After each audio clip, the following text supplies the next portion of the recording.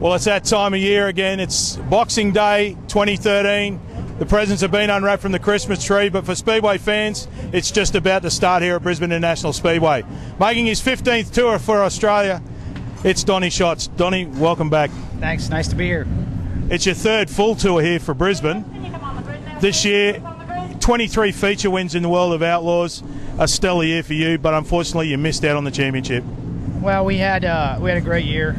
Yeah, we did miss out on the championship, but now it's reset. So you know, we can start over and hopefully continue the way we ended.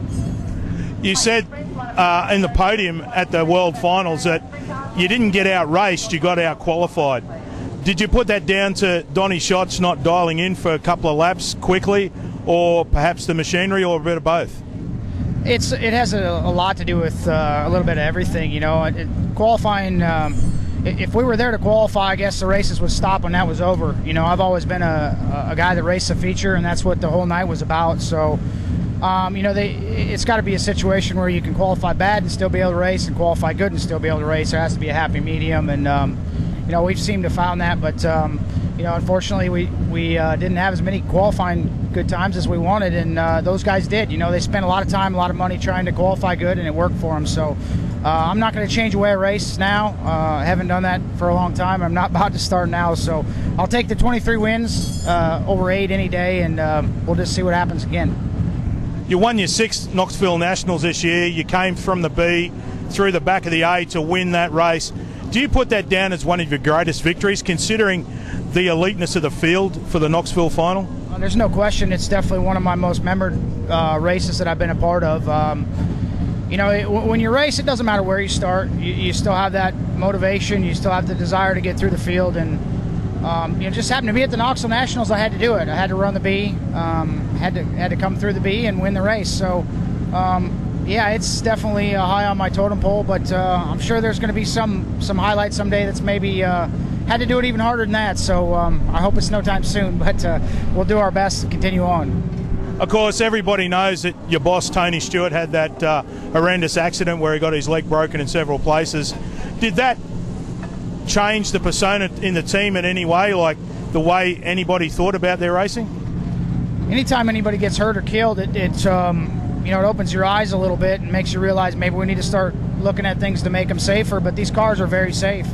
There's only so safe you can make something. It's the only thing safe you can make anything. And you know, Tony was in a safe car. I think he just ended up in a very freak situation. So it didn't change anything at that point, but there's been some provisions made now in the off season to try to keep them sort of things from happening again. And all we can do is hope they don't have that situation happen again, and especially to him. As we said, it's your third full time back here in Brisbane this summer. Last season, a young guy by the name of James McFadden upstaged for the 20,000 Australian Open, looking to get revenge. Obviously this year you've won 5 of the last 6 Opens.